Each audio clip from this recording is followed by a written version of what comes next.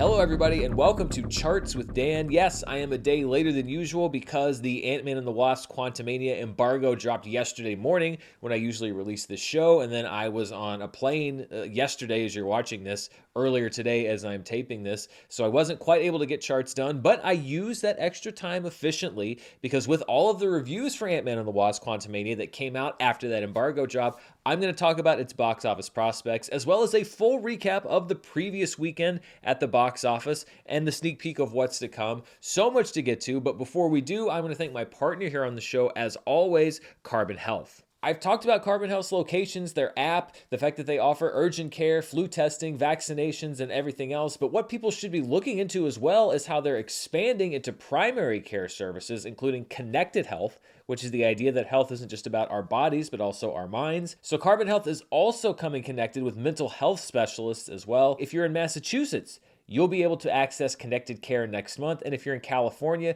you can check those services out now. I'm happy, as always, to have Carbon Health on board because I believe in what they're doing, which is to help make healthcare as accessible as possible, as affordably as possible. So I want to thank them, as always, for being such a great partner here on the show. And let's look at the previous weekend. I know we're almost closer to this upcoming weekend at the box office, but let's look at what happened last weekend, and we'll start with the box office top 10. At number 1 was Magic Mike's Last Dance, which debuted with $8.3 million. That is a steep drop-off from both previous Magic Mike films, but Warner Media also only put Magic Mike in 1,500 theaters. The average wide release now nationwide is at over 3,000 theaters at this point, so this still seems to be some kind of a hybrid between the theatrical release and the streaming release. This movie was originally going to come out on HBO Max, then Warner Media sort of put it in theaters, but I'm not exactly sure why they're doing these half releases. They did the same thing with the remake of House Party, so a lower overall total for Magic Mike, but it did put up some impressive per theater averages, which we'll look at in just a few minutes.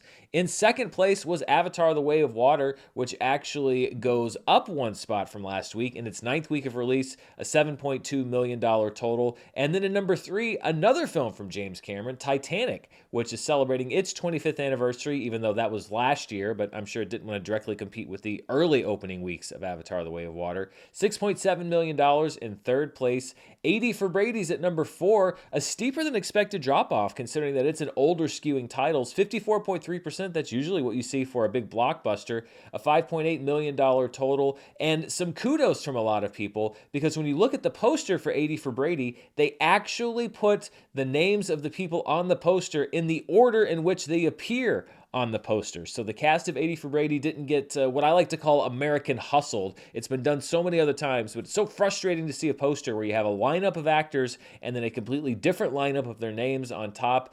Good job. Kudos to the 80 for Brady poster designers there. At number 5, staying in the top 5 by a very slim margin, is Puss in Boots: The Last Wish in its 8th week of release, a 29.2% drop and a total of $5.579 million.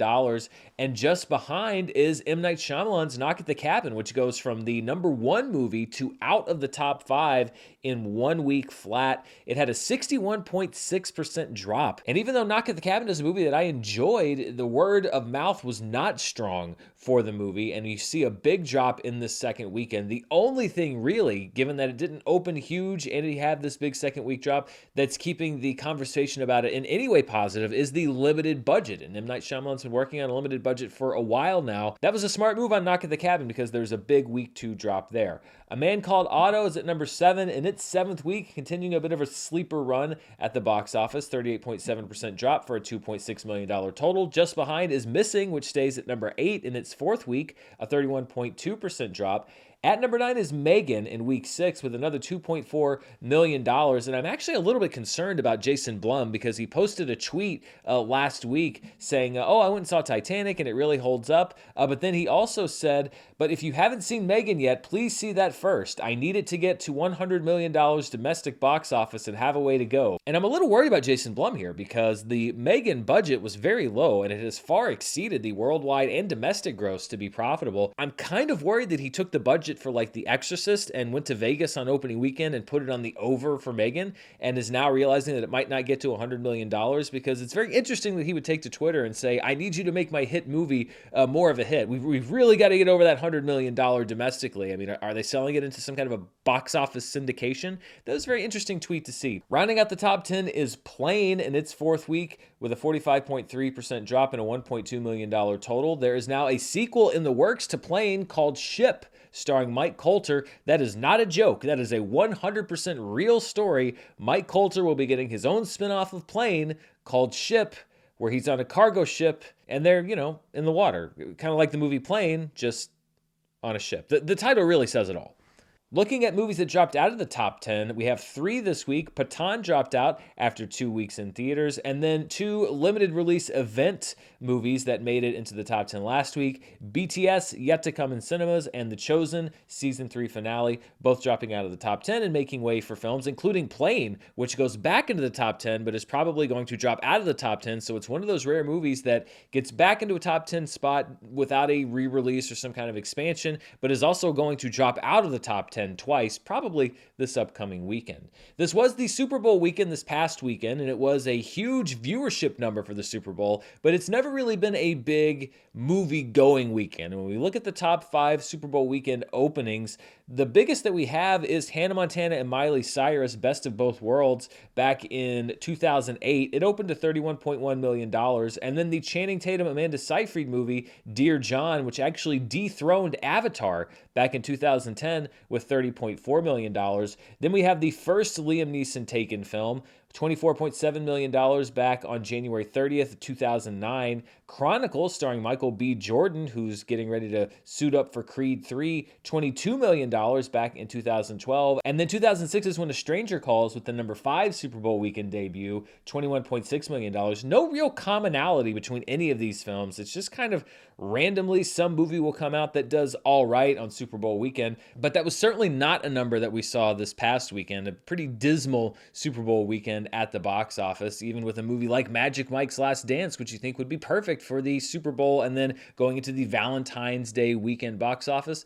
Not a whole lot doing. When we look at the what I call road to recovery, we see the sharp decline. That dotted black line is this week's box office. And you see basically that it's much closer to the 2021-2022 average when theaters were open back up than where we traditionally have been in the 5 years preceding the pandemic. So we're much closer to where we were than where we probably should be. Now we're going to see a big spike coming up. You see that poster there for Ant-Man and the Wasp: Quantumania. It opens at the box office this weekend. So we're going to see a big jump up. How big will that jump be? That's something that I'm going to talk about in just a few minutes. But what is the mark for success when we talk about the month of February? If you want to start setting some records, if you want to get into the record book, well, let's look at the top 5 February openings at the domestic box office. Of course, the one by which all other movies are measured is Black Panther back 5 years ago. And here's a shameless plug. If you haven't seen it, I started a new feature called a 5 Years Later Review, where I look back on a movie 5 years after it came out. My first film was Black Panther, but we are coming up on tomorrow, believe it or not, is the 5-year anniversary of the release of that film. It debuted to a $202 million 3-day weekend. It was a 4-day holiday weekend, much like Quantumania is going to be opening this week. Deadpool back in 2016 is at number 2 with $132.4 million. 50 Shades of Grey had the record back in 2015 before being surpassed by Deadpool with $85.1 million. Then The Passion of the Christ way back in 2004 at number 4 with $83.8 million. And The Lego Movie in 2014 was $69 million. Again, not a whole lot of commonality. Well, I guess you have the comic book connection between number 1 and number 2, but you have 3 R-rated movies, a PG-13 movie, an animated film. I guess you could say that 50 Shades of Grey and The Passion of the Christ were both based on best-selling books. So, there are some things that you can base this on. And Ant-Man and the Wasp: Quantumania obviously looking to break into that top 5. And let's go ahead and talk a little bit about Ant-Man and the Wasp: Quantumania. I've got a lot more to say about Avatar and the other things we've been tracking, but this is the big story, obviously, at the box office this weekend and in the movie news circle, because the review embargo dropped yesterday morning, and it actually seems like, unless things turn around, that Ant-Man and the Wasp: Quantumania will be only the second rotten movie on Rotten Tomatoes behind Eternals, which was released just a couple of years ago. And a lot of people have been wondering, is Marvel losing that magic? It's a question that I have brought up in a box office sense on this show a couple times before, but here now we're looking at probably not their desired result, especially because this is their big Phase 5 kickoff,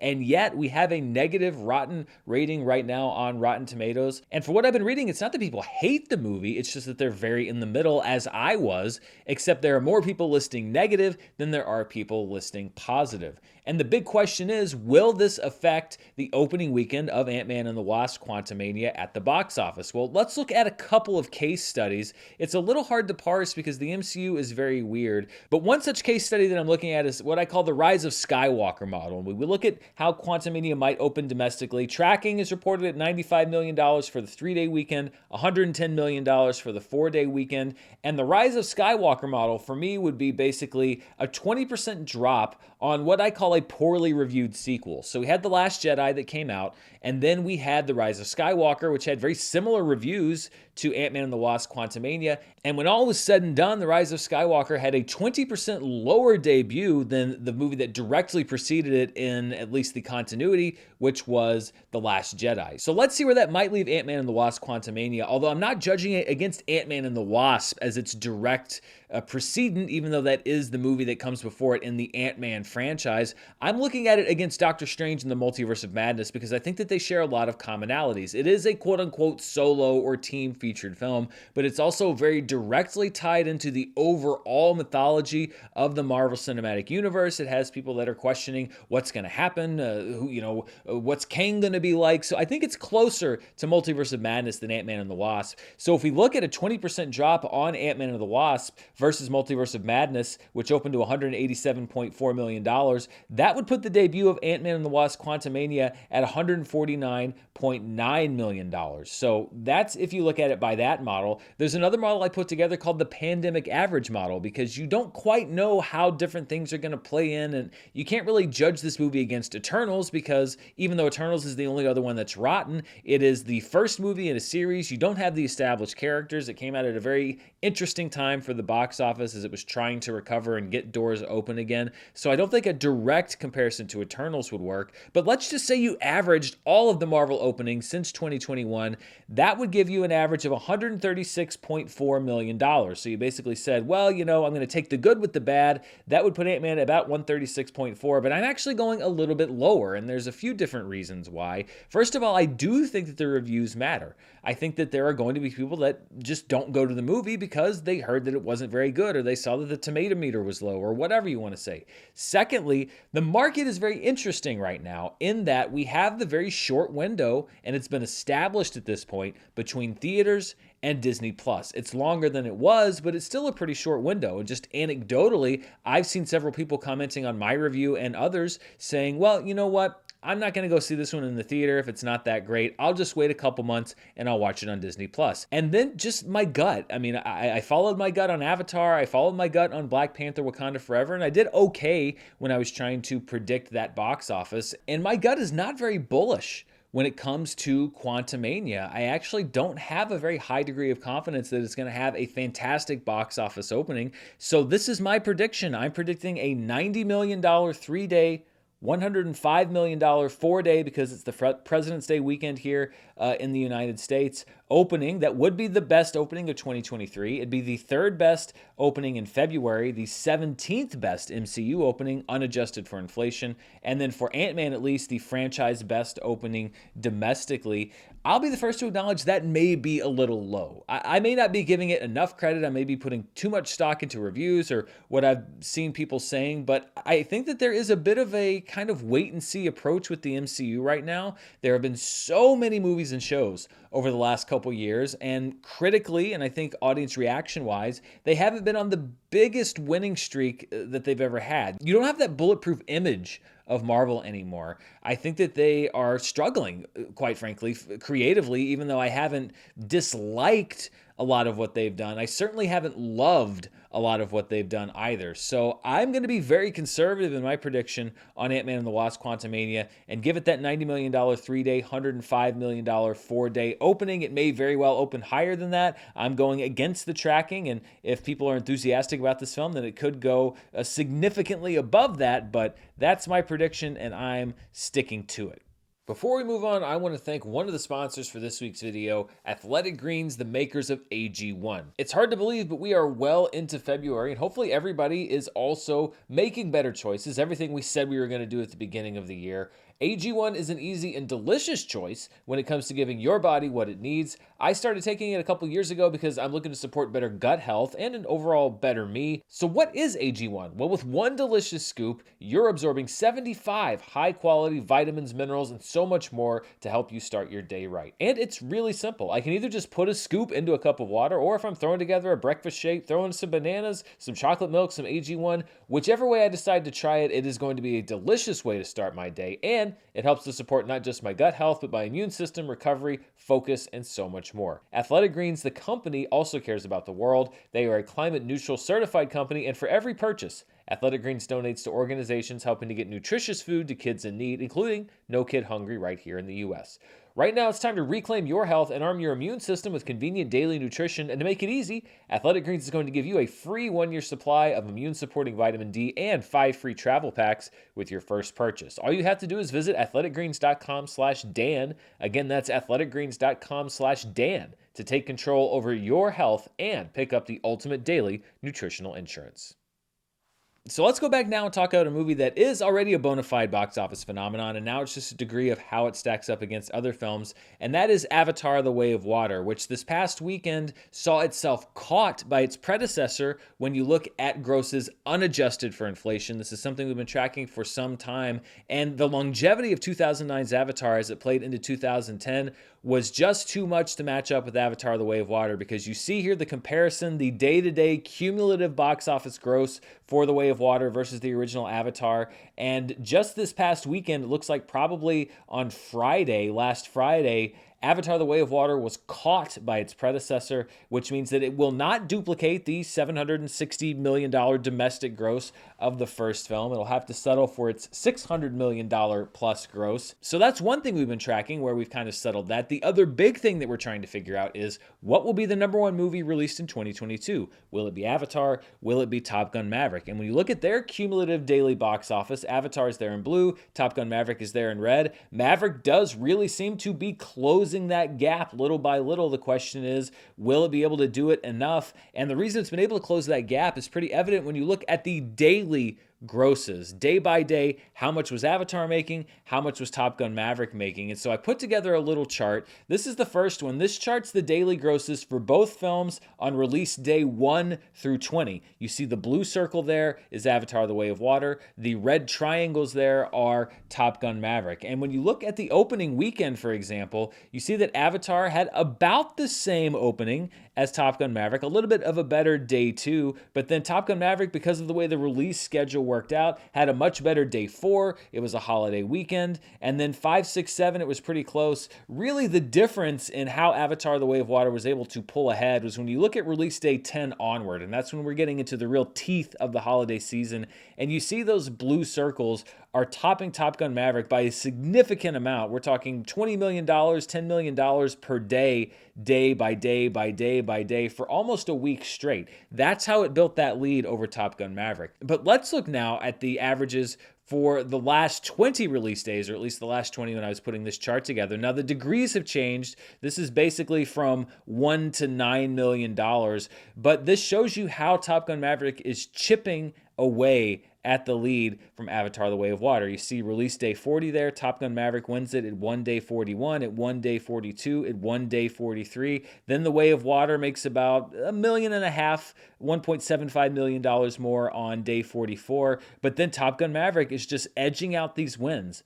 Day by day, it's grossing just a little bit more than Avatar: The Way of Water, and it's chipping away at that lead. I've said for many weeks now that I believe that Top Gun Maverick will keep the 2022 domestic box office crown, and when we look at the 2022 domestic box office, Avatar: The Way of Water is on the cusp of breaking $650 million, so it's only about $70 million behind Top Gun Maverick. I still think it's going to be a close number 2. I still think that Top Gun Maverick is going to be number 1, but Avatar: The Way of Water has broken into the top 10 highest grossing films of all time. It knocked out Marvel's The Avengers. It's now number 10. It's looking to dethrone Jurassic World. Titanic is at number 8, but Avatar: The Way of Water has been chasing it, and that gulf has been increasing because Titanic just had that re-release, domestic re-release. I still think that it could dethrone it for number 8, maybe try approaching Avengers Infinity War. But then when we get into number 6, 5, 4, etc.,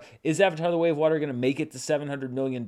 I'm not sure. It's going to be close, but I think it's going to settle in around 7 or 8 when we look at the highest grossing domestic films of all time. When we look at the highest grossing worldwide films of all time, now I haven't checked the grosses today, but Titanic's re-release has sort of kept Avatar: The Way of Water at bay for another weekend. I think it briefly passed Titanic for number 3 all-time worldwide, and the Titanic was able to earn just a little bit more money with that re-release. When I was putting this together, Titanic had a lead of about $1 million out of $2.2 billion. But I think Titanic's fate has been sealed when it comes to this chart. I believe it is going to drop down to number 4.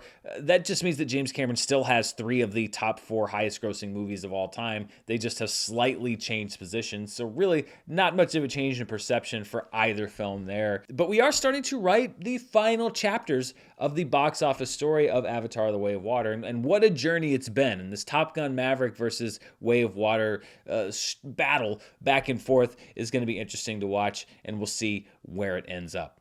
Looking at the 2023 domestic winter-spring box office, which is basically the movies that have been released this year since January 1st. At number 1 is Megan, although keep in mind I do not have Tuesday's grosses in here because I prepared all of this as if I was going to be able to do the show on Monday, which I was not able to do.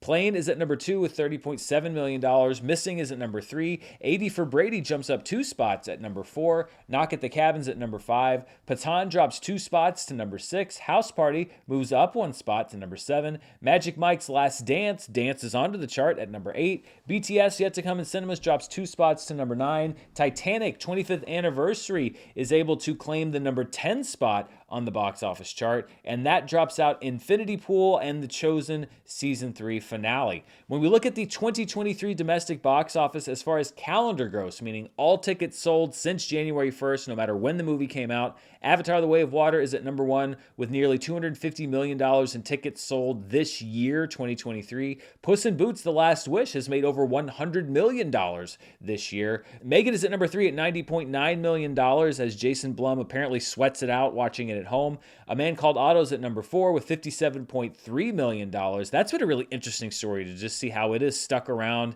and really overcame a low opening. Plane is at number 5 with $30.7 million. Missing is at number 6. 80 for Brady jumps up 3 spots to number 7. Knock at the Cabin moves up 1 spot to number 8. Black Panther Wakanda Forever drops 2 spots to number 9. And Patan drops down 2 spots to number 10. Let's look at the per theater average. So these aren't movies that were all in wide release, but these were the movies that were packing people in. At number 1 for a second week is Una Vita Difficile. I put a little bit of an Italian flair on that. It's a 4K restoration of an Italian film from the 1960s. At number 2 is the film I, Mordecai, which stars Judd Hirsch as an old Jewish man who has to learn how to use an iPhone, which I think is probably very relatable for many reasons to a lot of people watching this today. I mentioned Magic Mike's Last Dance. It was only in 1,500 theaters. Look at that per theater average, $5,500 per theater.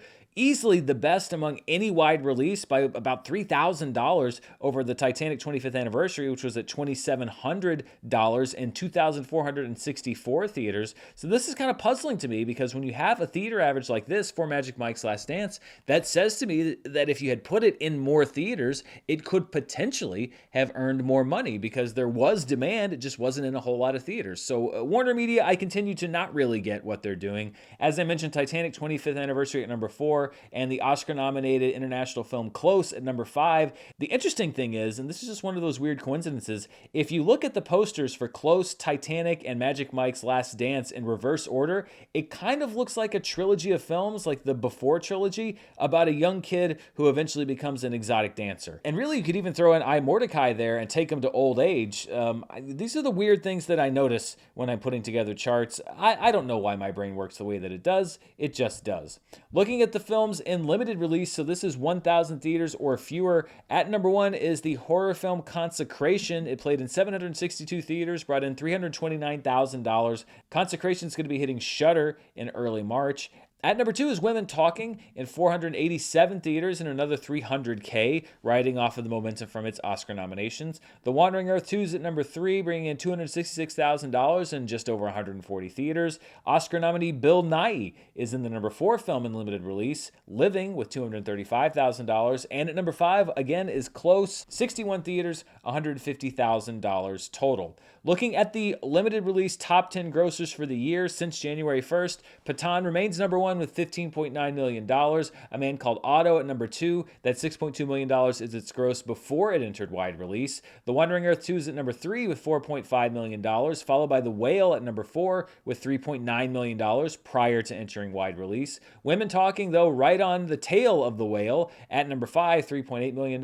Walter Viraya is still an unconfirmed $2.25 million at number 6. 2023's Fear is at number 7. Living is at number 8, moving up 1 spot. Skinamarink drops 2 spots to number 9. And Billie Eilish Live at the O2 is at number 10. Let's move now outside the confines of the domestic box office and look at the top 5 films internationally. And we still see the remnants of the Chinese New Year box office season. The Wandering Earth 2, the highest grossing film internationally with $25.3 million. Full River Red at number 2 with $19.1 million. Avatar: The Way of Water is at number 3 with $18.9 million, followed by the other James Cameron film in the marketplace, Titanic 25th Anniversary at $15.9 million. And Puss in Boots: The Last Wish remains a big draw internationally at $12 million. So when you take those international totals, you smash them together with the domestic box office, we get the top 5 films worldwide for last weekend. And Avatar: The Way of Water actually reclaims its crown barely with $26.1 million. The Wandering Earth 2 is at number 2 with $25.6 million. Titanic's at number 3 with $22.6 million. Full River Red's at number 4 with $19.1 million. And Magic Mike's Last Dance, when you add in the worldwide and domestic grosses, is at number 5 with $18.7 million. The 2023 worldwide box office is basically what we saw last week. Full River Red's at number 1 with $622.6 million. The Wandering Earth 2 is at number 2 with $541 million. Boonie Bear's Guardian Code's at number 3 with $196.5 million, followed by Megan, which I'm counting as a 2023 worldwide release for my purposes, $165.7 million. So yeah, Jason Blum, what are you worried about? Hidden Blades at number 5 with $125.1 million. It will be getting a limited domestic release this upcoming weekend. Deep Sea moves up 1 spot to number 6. Pathan drops down 1 spot to number 7, but it has broken the $100 million barrier worldwide. Cheburashka is at number 8 with $89.2 million. 500 Miles is at number 9, and Plane is at number 10. Of course, we should see probably Ant-Man and the Wasp: Quantumania entering somewhere in that 3-4 realm this weekend when it opens worldwide. It's going to be getting a release pretty much in, well, at least in many markets around the world, although not a full worldwide release. So this is the part of the show where I like to take a look at a weekend in box office pass, but also pay tribute to some people who left a big mark in the world of movies and television, and a few names I wanted to recognize this week. The first is legendary Spanish director Carlos Saura. He was a contemporary in many ways of Luis Buñuel and made many what are considered to be seminal Spanish films, including Carmen, The Hunt, aka La Casa, and Cría Cuervos. Carlos Saura made an especially big impression at the Cannes Film Festival, where he was a legendary figure and is widely considered to be one of the most important Spanish directors of all time. Another director who passed away, Hugh Hudson, who directed the Oscar-winning Best Picture, Chariots of Fire. He was also nominated for directing that film. Hudson also directed Greystoke, The Legend of Tarzan, which was a retelling of the Tarzan legend, and was also the film debut of one Christopher Lambert, the Highlander himself. And then a legendary figure, not only in movies and television, but music and culture in general. Burt Bacharach died last week. He was a 3-time Academy Award winner. He won 2 Oscars for his work on Butch Cassidy and the Sundance Kid for the film's score and the original song Raindrops Keep Falling on My Head. He won another Academy Award for his work on the film Arthur, and he wrote a nearly innumerable number of hit songs that have been featured in movies and television. They've been covered. Burt Bacharach really is he's a musical legend. He's one of the most prolific talents of the 20th century. When you go back and look at just the number of songs that he's written that you know, inside and outside of movies, but music that you know, music that is interwoven through the lives of 2 or 3 generations of people, it is really hard to overestimate just how much his music made its way into culture itself. A lot of people, of course, recognizing him from his appearances in the Austin Powers films. I think when I was a kid, that's probably how I first knew who Burt Bacharach was. But then when you go back and see what his music was, he leaves behind a legacy that is nearly unmatched from almost anybody in the realm of music, and especially when it ties in to movies and television. So Burt Bacharach, Hugh Hudson, Carlos Saura, just 3 names that I wanted to recognize for their contributions to the worlds of movies and film and television. And of course, as always, my thoughts go out to their friends, family, and fans. Let's look now at a week from box office past, and we're going back to the 6th weekend of the year in 1995, February 10th through the 12th.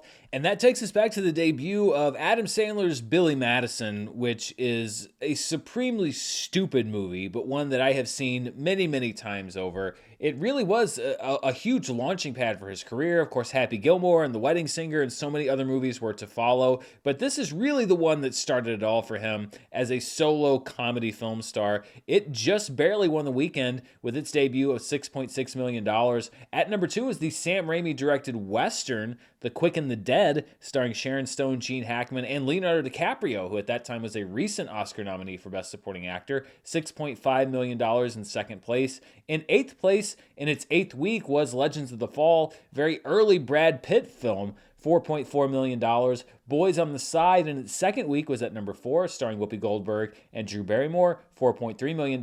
And then in its 9th week, Dumb and Dumber staying in the top 5 with $2.5 million. And it's weird when you look at the people in those films: Jim Carrey, Jeff Daniels, Brad Pitt, Leo DiCaprio, Adam Sandler. Who would have thought nearly 30 years later that that lineup is considered to be a list of some of the finest dramatic actors that we have working today? Certainly not me, especially going back to see Stop Staring at Me, Schwan from Billy Madison.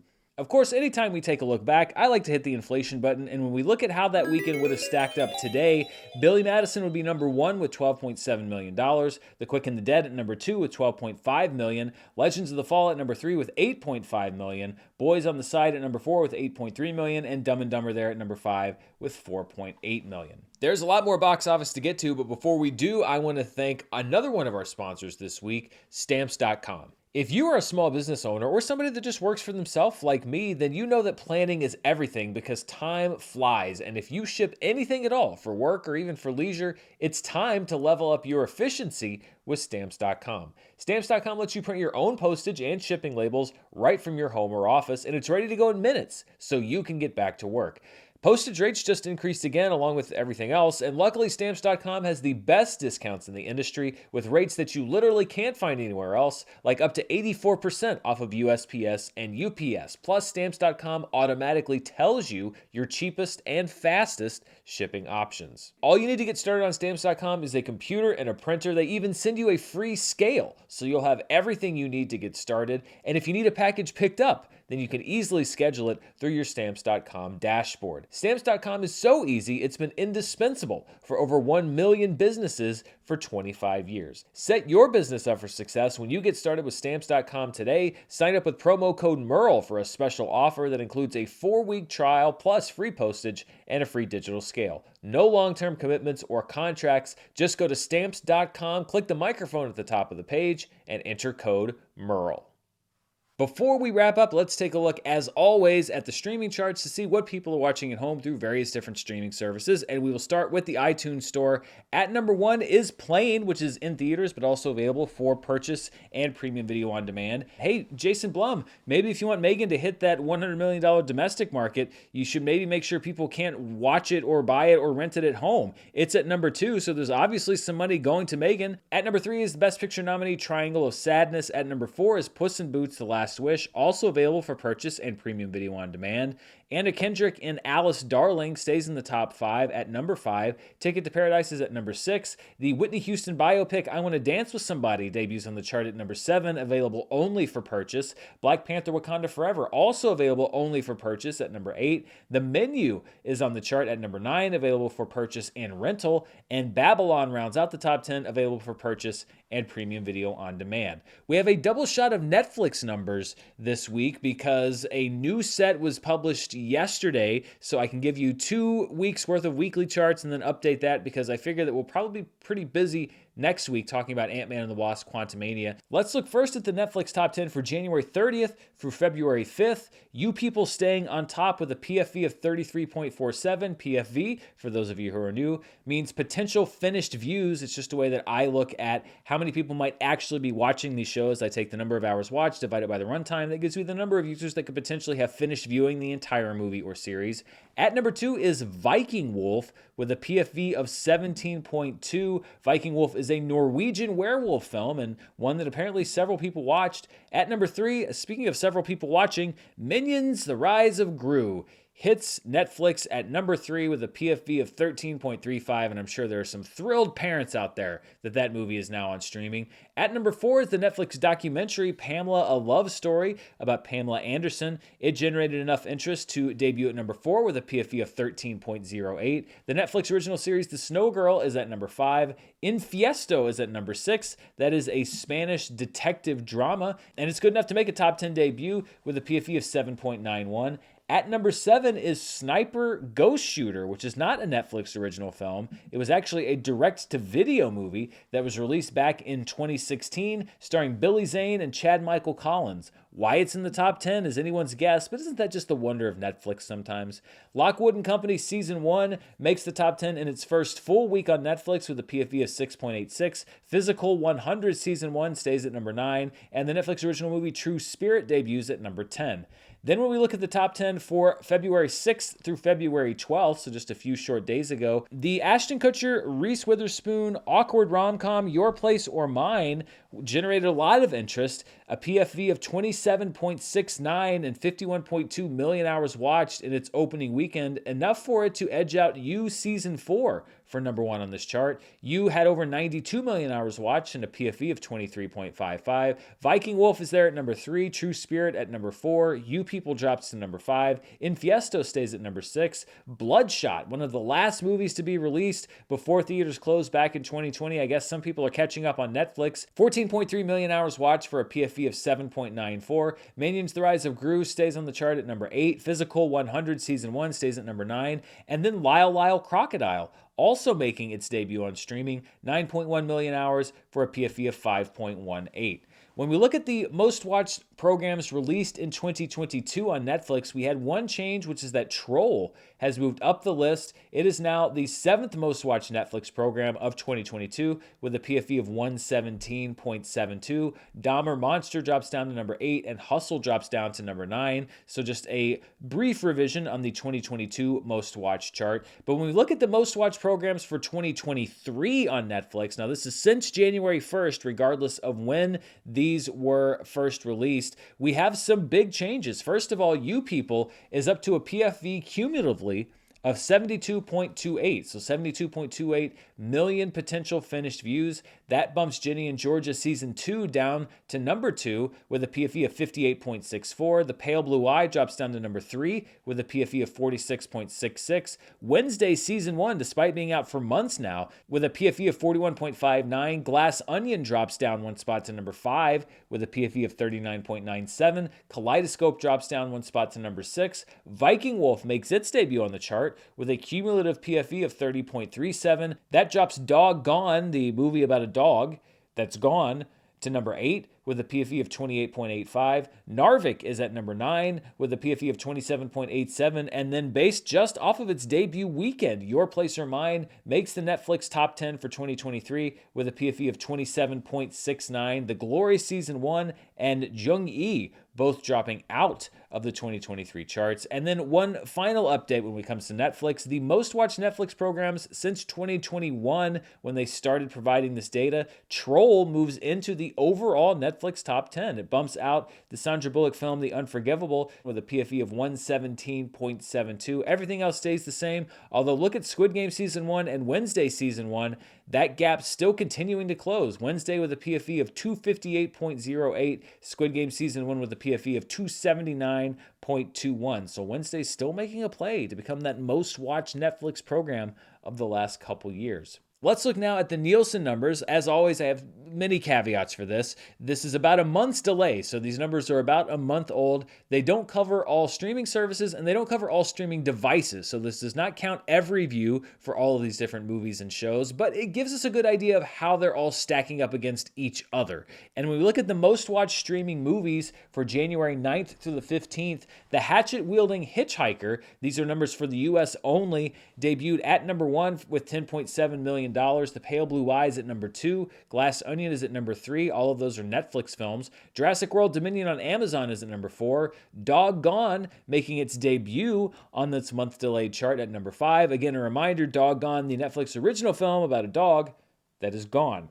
The Menu's at number 6 on HBO Max. Encanto making its debut on Disney+. It is the standby film when it comes to the streaming chart. If there's no other big title, you're going to see Encanto on this list. Strange World at number 8 on Disney+. Trolls with an S on Netflix at number 9. And Matilda the Musical on Netflix at number 10. We look at the most watched streaming shows for January 9th through the 15th. Ginny and George is at number 1 with 45.5 million hours watched. The Walking Dead on Netflix at number 2, 23.8 million hours watched. They uploaded that newest season, so a lot of people catching up. Vikings Valhalla at number 3. The second season was released on the week that this measures, so this is the cumulative number for both seasons 1 and 2, just over 17 million hours watched. Cocomelon, of course, remaining a fixture in the top 5 at number 4 with 15.3 million hours watched. Wednesday staying in the top 5 at number 5 with 13.5 million hours watched. NCIS on Netflix is at number 6. New Amsterdam hitting the charts at number 7. It's available on both Netflix and Peacock, so that cumulative number, 11.2 million hours watched. Kaleidoscope's at number 8 on Netflix. Friends on HBO Max, a perennial favorite on this chart, back on at number 9. And Bluey on Disney Plus is at number 10. And this is a look at the Nielsen Top 20 when we rank them by hours watched per available episode. So how many hours did each individual episode garner on average for these shows? Ginny and George is at number 1, 20 episodes with an hours watched per episode of 2.28 million. Wednesday, still a strong number 2, 8 episodes with 1.69 million hours watched per episode. Madoff the Monster of Wall Street, its limited run, helping it on this chart. 4 episodes for 1.5 million hours watched per episode. Kaleidoscope's at number 4. Vikings Valhalla is at number 5. Pressure Cooker on Netflix is at number 6. Cocomelon at number 7. The Recruit at number 8. Tom Clancy's Jack Ryan at number 9. And then with 187,778 hours watched per episode, Emily in Paris rounding out the top 10. And that does it for a somewhat delayed but still very busy charts with Dan for this week. When we look at the week coming up, there are a few movies that are actually hitting theaters today. We have the detective story Marlowe starring Liam Neeson, directed by Neil Jordan, co-written by William Monahan, Liam Neeson, Diane Kruger. So there's some real talent attached to this movie. No really good reviews attached to it from what I've seen, but it's in theaters today. Also, the one-night-only Fathom event, Winnie the Pooh, Blood and Honey, will be happening tonight. This is the horror film that was made after the Winnie the Pooh characters fell into the public domain. So as long as they didn't make them look like the Disney versions, people could do whatever they wanted with Winnie the Pooh, and someone decided to make a slasher film. I think there's a very high probability that this movie is not very good, but curiosity's gotten the best of me, so I will be checking that out. On Thursday, tomorrow, on Paramount Plus, is the debut of Star Trek Picard Season 3. The most watched video I've ever done on this channel was a breakdown of just how horrible I thought Picard Season 2 was. And the embargo for this season dropped last week, at least for the first 6 episodes. I'm prepping something bigger on this third season based on what I've seen so far. But I can say, I don't know how big of a believer you are in miracles, but what I've seen as far as the turnaround in the show has been borderline miraculous. And not only is it tolerable for me, I'm actually quite enjoying Picard Season 3 so far. It's in many ways what I thought the other seasons absolutely were not. So I think there's going to be kind of a longer form thing that I want to do with Star Trek Picard, because there's so much that I want to get into, and there's so much in this show that is just complete, fan service, I think, in a good way, as far as like actually starting to give people what they want out of this show, and not in a cynical way. There's so much that I want to talk about, but add me to the buzz on the street with Picard Season 3 debuting tomorrow. This, in many ways, to me, is a complete turnaround from the last season. So you can see that first episode, I believe, debuting tomorrow. I think it's just the first episode. Then this weekend, there's only one new wide release, Ant-Man and the Wasp: Quantumania. It will be the big movie everywhere. A few films available in limited release as always. There's a 4K re-release of Crouching Tiger, Hidden Dragon. That'll be playing in a few theaters. Also a film called Emily, which is about Emily Bronte and the development of Wuthering Heights, will be hitting limited release. Hidden Blade, which is the Chinese film starring Tony Leung that we've talked about for the past few weeks, will be getting a limited release this weekend. And then over on Amazon Prime Video, the second and final season of Carnival Row will also be debuting this weekend. And that's all I've got for you, at least as far as charts go. I have my non-spoiler review of Ant-Man and the Wasp: Quantumania out now. I will have a spoiler review out for the movie this weekend once it actually hits theaters and people get a chance to see it. And of course, I'll be tracking the box office. I'm tracking the Academy Awards and all other stuff in the world of entertainment, news, reviews, you name it. Thank you to Carbon Health for being my partner. Thank you to my sponsors this week, Stamps.com and Athletic Greens, the makers of AG1. And of course, as always, thank you for spending part of your day here with me. I'll be back very soon. Until then, stay safe, and I'll see you next time. Bye.